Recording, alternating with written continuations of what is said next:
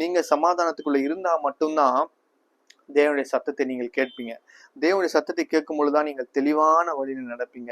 எங்க சமாதானம் நம்மளை விட்டு விலகி போகிறதோ நாம் தேவனுடைய சத்தத்தை கேட்காம போய்விடுவோம் பிரியமானவர்களே. தேவனுடைய சத்தத்தை நாம் கேட்க முடியாம போயிடுச்சுன்னா நம்முடைய வழி விலகி தெரியும். நம்ம குருடர்களை போல வழி தெரியாமல் நாம் தவறான பாதைக்குள்ள சென்று விடுவோம் பிரியமானவர்களே.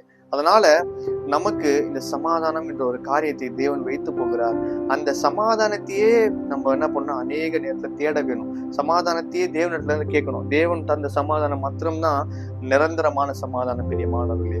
அப்படி உங்களுடைய வாழ்க்கையில நீங்க ஒரு சூழ்நிலைக்குள்ள சமாதானம் இல்லாம, எனக்கு ஒரு சமாதானமே இல்லை, என் வாழ்க்கையில அநேக பிரச்சனைகள் இருக்கு, அநேக போராட்டங்கள் இருக்கிறது, நான் என்ன செய்வேன் அப்படின்னு தெரியாம யோசிச்சு கொண்டு கவலைப்பட்டு கொண்டு இருக்கிறீங்களா பிரியமானவர்களே?